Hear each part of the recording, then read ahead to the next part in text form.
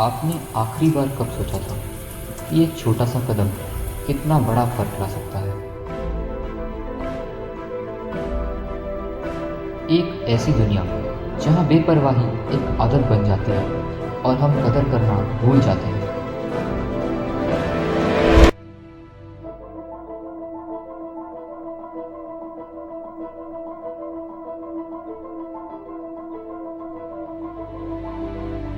क्योंकि एक छोटा कदम, एक नई सोच, एक सही चुनाव पूरी तस्वीर बदल सकता है।